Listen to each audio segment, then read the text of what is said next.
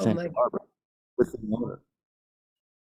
So my dad used to take us to Birdland when we were kids. really? Oh yeah, Oh, cool. See, we got a lot. We could talk. We got a lot of talking to do. we do. All right, so let's do the Thanksgiving special, and then we'll Okay. figure out. Hopefully, you'll come back and we'll just talk about all this good stuff you're doing. I love it. Yeah, let's do a radio. Oh, we did it? Remember before she left? Oh, that's right. She did. I beg your Yeah, pardon. we did the radio drop. Now we get to talk. Oh, A little thing here. ooh. Okay. Oh, that matters. You ready? Yes. Are you guys whispering to us? I was trying to figure out how to get the little thing off of Oh. It's it. recording in progress. Got it. Yeah. Who's your assistant there? He This is Mr. Scott Yates. Yeah, He- Scott Yates. He is not only my boyfriend, but a fabulous tech. Scott, Dude. thank you so much. I appreciate it. Appreciate you. my friend. Anytime, man. Anytime. All right. All right, here we go. 3, 2, 1. Welcome to the Jeremiah Show. Happy Thanksgiving. This has been such a fun show, meeting some new chefs, and I am so excited to welcome our chef right now, the person in front of me on YouTube. If you're watching, if you're listening to the radio, chef and restaurant owner Lisa Dahl.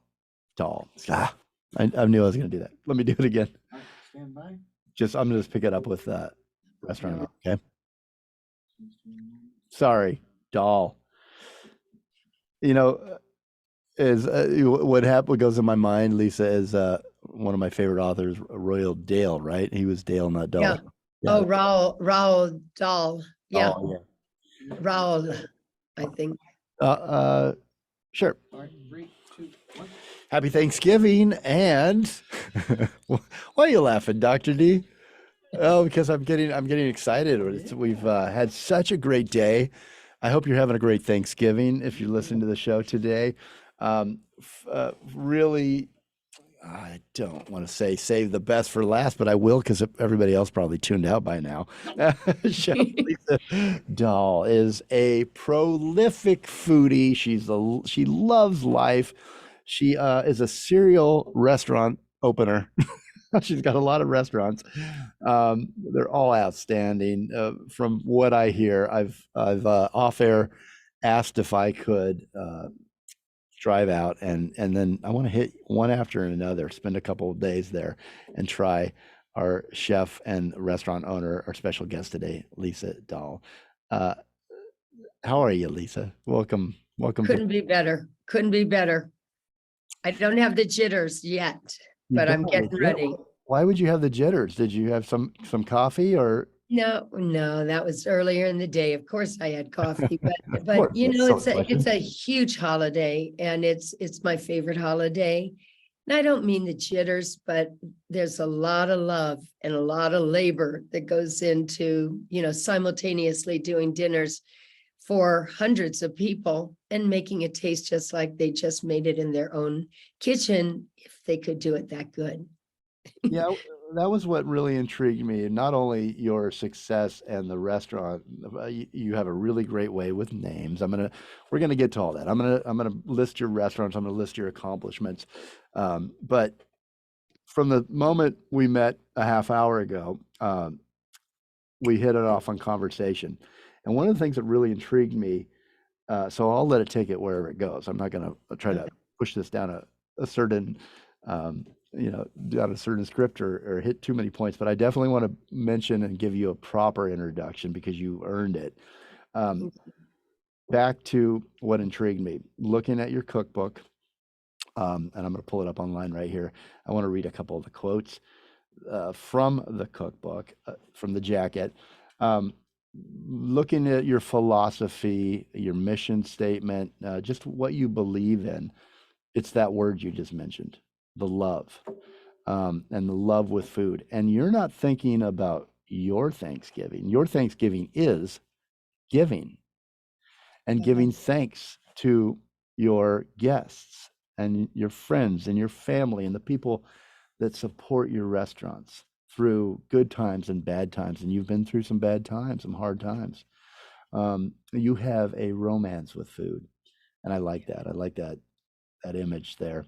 One of the quotes that popped last night, and I was looking at this, looking through your cookbook. When you cook with love, you feed the soul. Let's start right there. Tell me, let's expand on the love and the romance you have with food and the love you have for Thanksgiving this time of year and feeding people. Thank you. I'm really excited to talk about these things because my mantra is something that I expect that the guest will be able to really discern and taste when they enjoy a dining experience at any of our restaurants, whether it's casual or whether they're the more fine dining.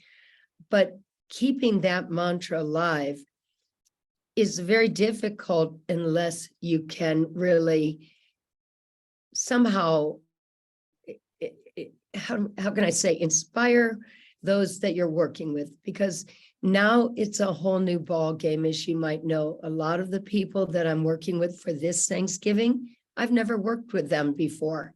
So we have to all get in sync together, and we all have to put the first priority is the people that are coming to dine with us, because they're not in their own homes, and we have to give them something that will create a lasting impression.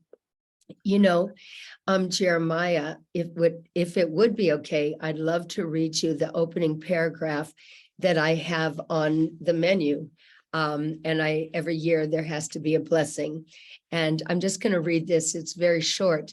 Thanksgiving is a day to reflect with gratitude on what matters most in life.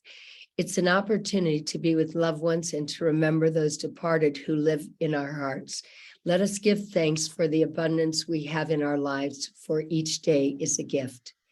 And I love for people to have something to reflect on. So it's not just like eating at any restaurant. They really feel the care and what we do to give them an incredible experience. So what you say here, what you believe in, what you just read is beautiful.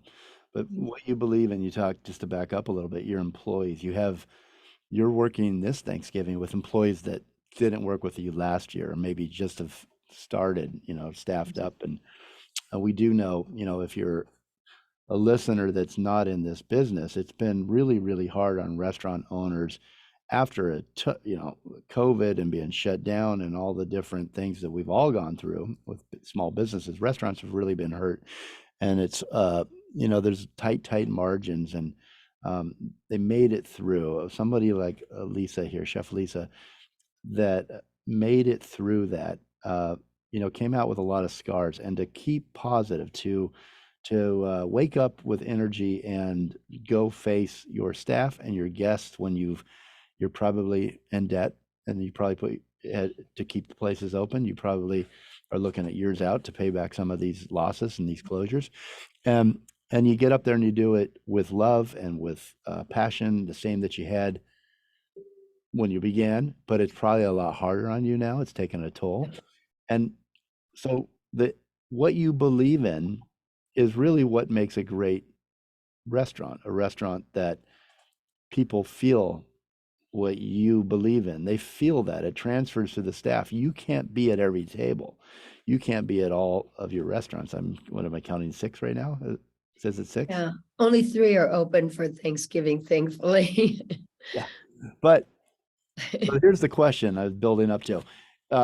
How do you, Lisa, Chef owner Lisa, of the Dahl Restaurant Group, how do you put the worries behind you and face that new staff that you have tomorrow or the next day? And how do you teach them? How do they feel what you feel? How do you get that through to them? How do they then take that to the guest? Because those are the successful restaurants, ones that make it, that can do that successfully. How do you do it? Well, I think showing up is a big deal. And, we're not a chain.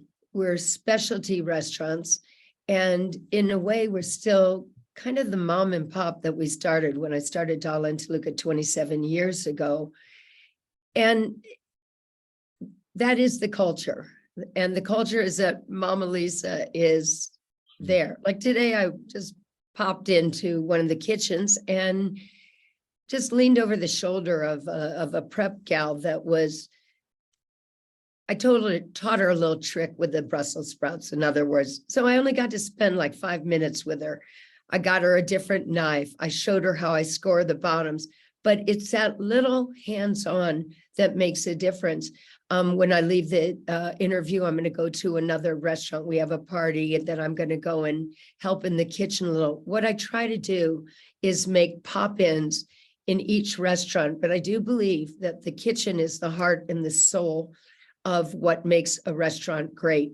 And what's been so devastating through this time, and as you know, there's no words for it, because whether you're in a smaller town like we are, which is very limited in our having enough infrastructure, let's say we're not a big city, but yet we have millions of guests coming through. So we still have to train and mentor and continually let the people that are coming in new know that the culture is still very much alive. And it comes down to being present. They see me in the good, bad, and the ugly. You know, they see me when I'm coming in the back kitchen door and I'm sliding through a door through the floor and it's not how I want it. And they know how I feel. They know my emotions, but they know I care. So, you know, I've done this now for almost 27 years. And everybody says, how come you're not in Phoenix or Scottsdale or New York or Chicago? And I'm even asking myself that so much these days, because we could be, but I haven't figured out how to kind of exit stage left into other markets without the fear that I would lose some of the continuity.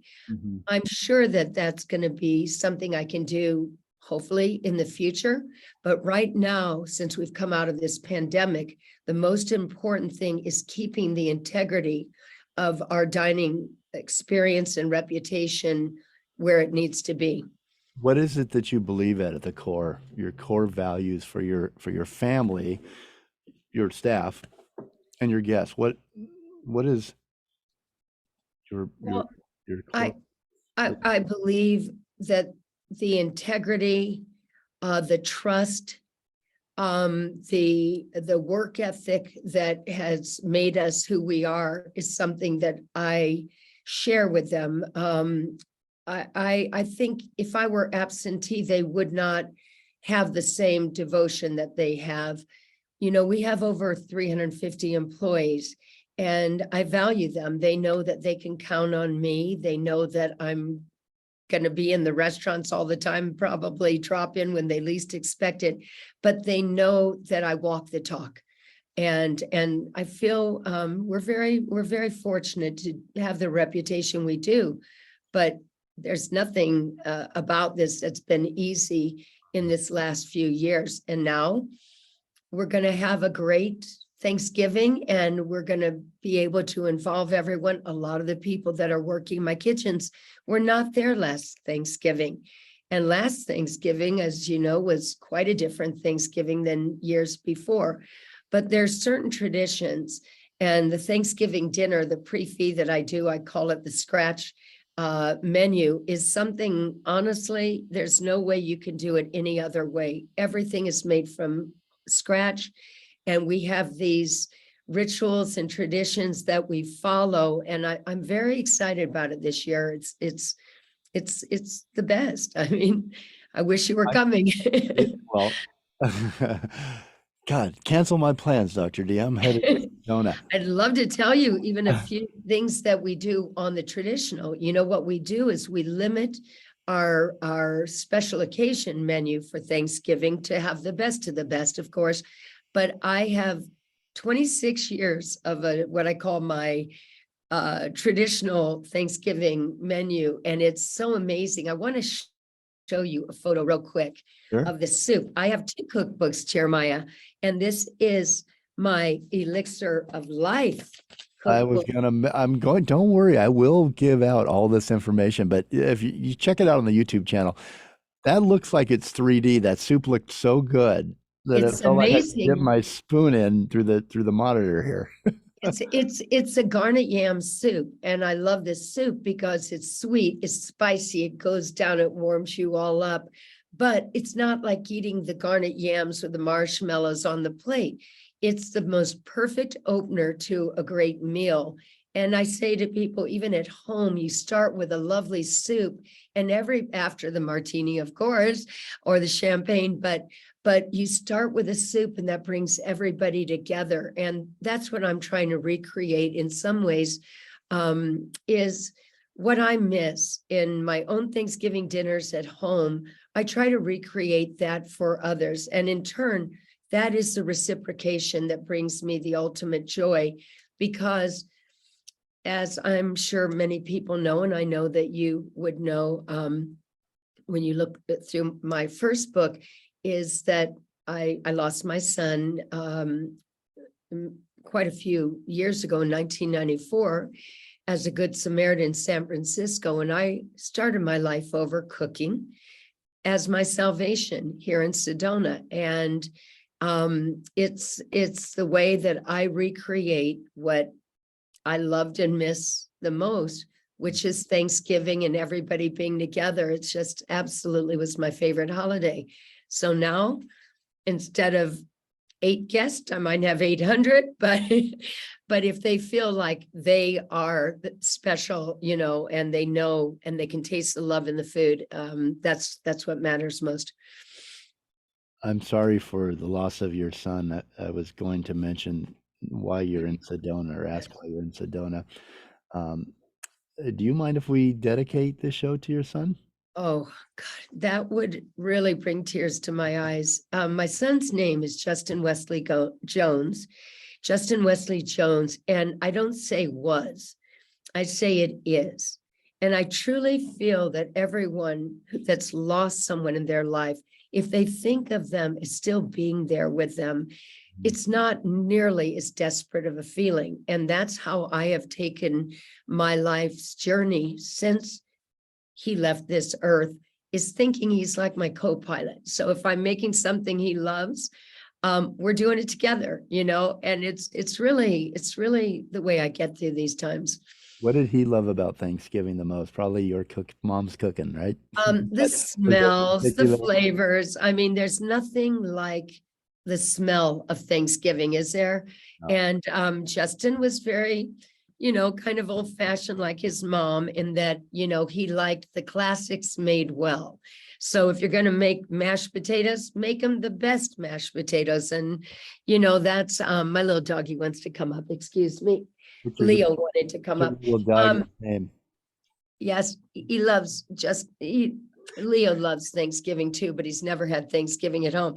But Justin loved all of it. I think he loved the ritual, the excitement, when you start smelling those flavors coming out of the oven, and, being around the family. But I think he's like me. He liked every part of it. And the thing about it is that every part of the meal is building the layers and building the flavors. And that's the methodology, and that's the intention. And that's what I tried to do, so that it's not how much of variety, it's the best varieties that all sit well together and leave your palate just, in just outrageous. So how do you I'm put the love as a chef? I'm curious. I'm sorry to cut you off. No, not at all. Go ahead. Excuse me. How do you put the love in as a chef, with intention? Do you have to walk to the stove? Do you have to look at your staff and then look at your ingredients? And because love is so important in creating great food. And how do you transmit, or I don't know the word I'm looking for, but how do you get that? How do you make it happen? Yes. Well, Jeremiah, you can't like kiss every potato and kiss every turkey and everything. How I consider putting the love in is by doing the things that I know work, in the timing of how I do that. When I was when I used to make dinners for everybody at home for Thanksgiving, I was still very serious about what we do, how we do it, when we do it, so that everything will go like clockwork. That's what freaks people out when they make their own Thanksgiving dinners at home, is everything hits them at once. But if you're well prepared, that's putting love into the experience. And that's basically what I call putting the love in, is being focused, knowing why we do the things that we do to get the best result. I've got all kinds of tips, and I try to now take those tips into a much larger volume, but I'm not going to, I'm going to work with the people that I trust the most, will carry that intention and take it serious. Part of that is professionalism. You just can't have a lot of chaos when it's a high stress time. So there's a timing for everything. We've been going through that today. We brine our turkeys a certain way. I have a secondary brine I do a certain time. I do a seasoning a certain way, but everything has to be like a countdown to have the greatest success.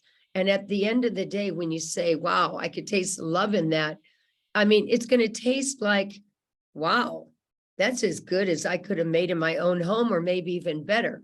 It's an That's energy. that's an energy. That's you're right. giving. Yeah, that you're Yes. and you're sharing, and your staff is sharing with your guests. And it is a thing in restaurants. You can feel that. It's been said by you that your restaurants are a living, breathing organism, not merely businesses.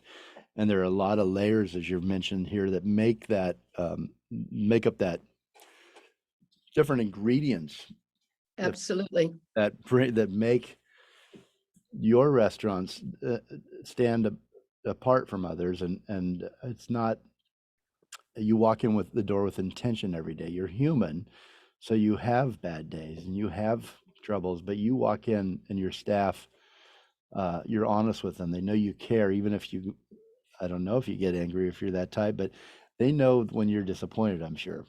Absolutely. Called yourself. I mean, there's times when I'm not the perfect, I mean, I'm certainly not like Gordon. No, I'm kidding. No, but I'm not the extremes, but I am very pensive. You can read my emotions.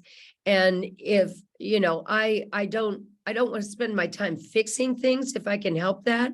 I'd rather get everyone in the serious mode of what we're doing. It's like a concert. Mhm. You can't just go out there and wing it. There's rehearsals. We're in the entertainment business. We have to take our performance as serious as as being a musician or a ballet dancer. It's very serious to us because this is our arena. And I'll be honest, there's years that I say, okay, I can't muster up the strength and the energy to do this another year. And then of course I'm like, what was I thinking? I can't let them down. You just need a I'll little know sleep when the that night. time is over. Many people say, why don't you close on Thanksgiving? Well, why the hell would I close? I've got people that are here in one of the most gorgeous towns in the country that are coming for an experience. What am I going to do? Let them all go to the resorts and have not what we can do when we cook for them. They're going to know that they were touched by something that was very angelic, and there's a reason for it. So, I'm very inspired again this year. It was hard getting turkeys that are organic. I ordered 20 turkeys and I got 80 by accident. And I couldn't believe, like, they all 80. That happened. Got 'em all. So everything is, you have to have a sense of humor. And For sure. like the stuffing, like when you make stuffing, well, when you make your own focaccia, for instance, we make a rosemary focaccia. It's the most delicious stuff, but then we use that focaccia in our stuffing. And we put in all these delicious flavors and love and build up the layers and saute the leeks and the celery. And then, finish it with fresh orange juice and I used Fuji apples, things like that.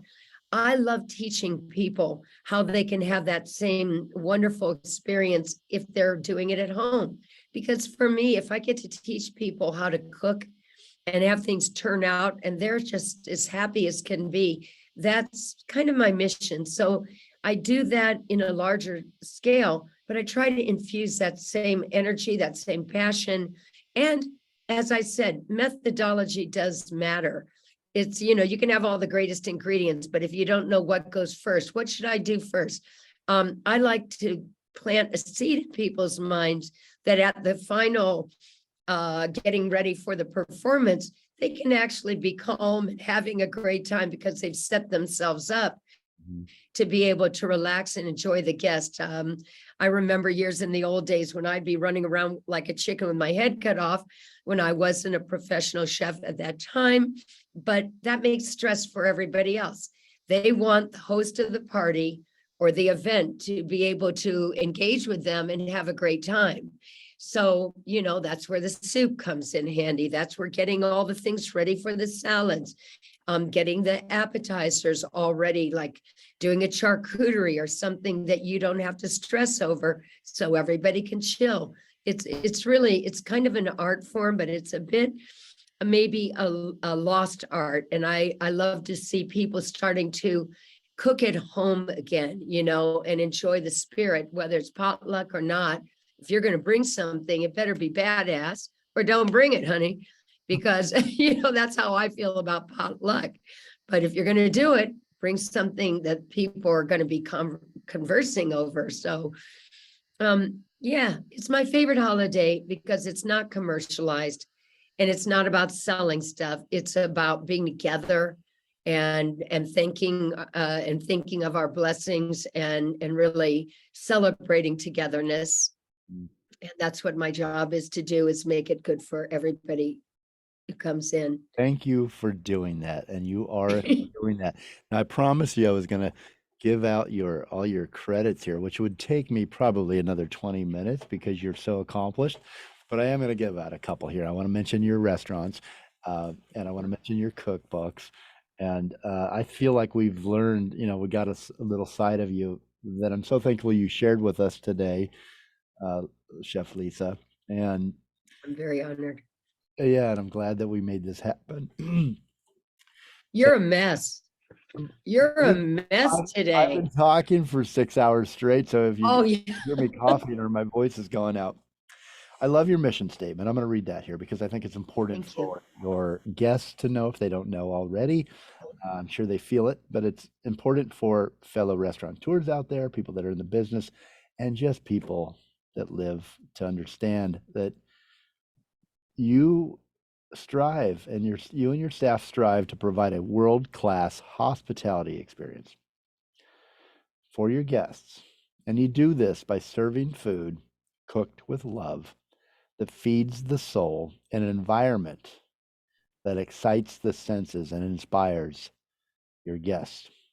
And because of that, they return again and again. You started out, Chef Lisa, nearly 27 years ago with one restaurant, and you had one straightforward notion. When you cook with love, you feed the soul. You are in Sedona, Arizona. I never got to tell everybody that, but I think they may have picked up on it. One of the most beautiful spots in the world. You went there to mourn the loss of your son and realized that he joined you side by side, and that together you too opened 6 of Sedona's best restaurants. Butterfly Burger, which is just an incredible, amazing title. I hope to see one in California soon or anywhere else. Yes, help me. Yes. A great name. Pizza Lisa, West Sedona. Love that too. You've got Pizza Lisa, Village of Oak Creek. Fine Dining, Cucina Rustica. Dahl de Luca, Ristorante Italiano. Mariposa, that's a Latin-inspired grill. Well, like we've slowly discussed here, you weathered many storms over the years. 27 years in the business as a chef. You have such a respect for your guests and your staff. The cultural aspect, as you say, is pervasive and it's imperative to what you do. Um, check out one of these restaurants, Chef Lisa Dahl. You're going to be impressed with the interplay of the outstanding cuisine, the service, the architecture, the art, and Mother Nature of Sedona. Unmistakable, incredible restaurants, incredible experiences. You're also an author, cookbook author. You self-published the best-selling Elixir of Life cookbook and sold over 20,000 copies. I am going to tell you how to get it in a moment. You've been on Travel Channel's Food Paradise, Food Network's Beat Bobby Flay. You champion 3 prestigious burger battles. You're a 2-time featured chef at the prestigious James Beard House in New York City. And you were recently awarded Arizona's highest culinary honor 2 years in a row by the Arizona Restaurant Association, Top Chef of Arizona, and Food Pioneer. Your life has many, many layers, just as your restaurants and just as the nuances and the ingredients that you prepare in your food and the training and the experience that you provide your staff and your guests.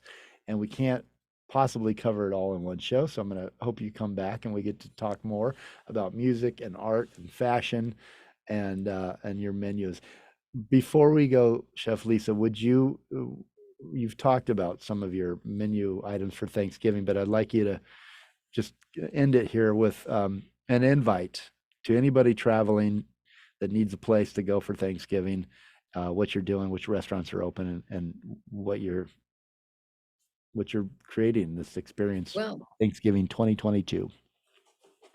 I will tell you that we're pretty booked, but we always try to find a way to get people in. And when there's a will, there is a way. But because this is the season in Sedona, which is one of the most beautiful, the leaves are changing. It's just gorgeous. I mean, I'm even marveling every day when I'm driving. It's like, oh my God. But we are going to have a lovely holiday. The entire weekend is going to be full of joy. And, like pizza before Thanksgiving is like the greatest. So we'll be slammed, but we'll always get people in, that pizza. And then after Thanksgiving, gourmet burgers. And let me just say this, Jeremiah, because I'm going to get you out here. I'm hoping that you will never have a burger, whether it's meat or vegetarian, like the burgers at Butterfly Burger. And I'll put my name on it because that's how I feel about that. Well, it's hard to photograph food. It's hard for food to come alive. And your Instagram for Butterfly Burgers, I was getting to it. I'm like, oh my God, I got to stop looking at this because they're just like your soup. It almost felt like they were popping out of the page. I could smell them. And in fact, when we're finished, I'm going to get a burger. It's not going to be as good as yours, but you inspired me. I want everybody to go to romancewithfood.com right now. It's the holiday season. Buy someone you care about that loves food. Who doesn't love food? A Romance with Food. It's a Or book. The Elixir of Life. What could be a better title, Jeremiah? Love that book. You keep trying to get there, but you beat me. Oh, I'm sorry, and I'm jumping over you, but I want to say something that I'm seeing a lot of lately. Since we've all been through this pandemic, I'm noticing that people are actually asking me to, personalize books for Christmas.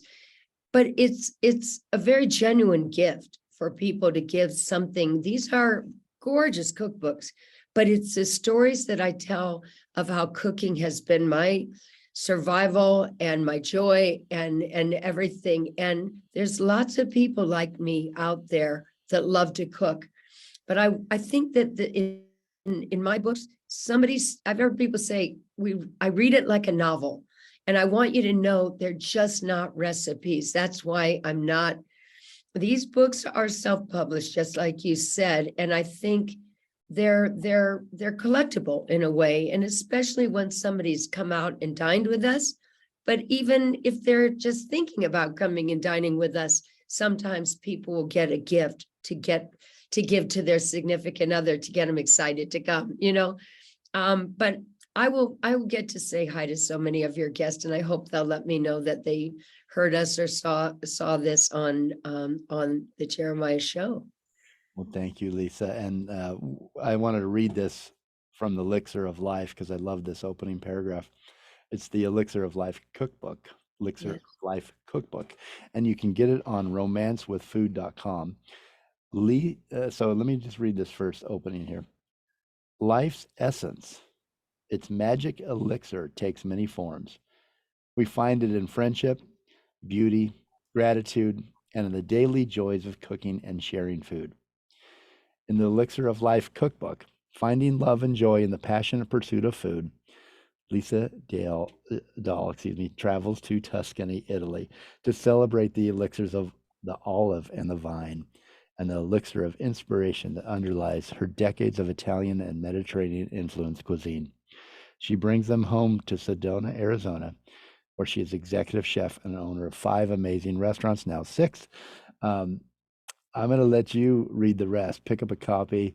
Highly recommend it on romancewithfood.com, and go to, I'm going to give out your restaurants again. Mariposa on Instagram at Mariposa_Sedona.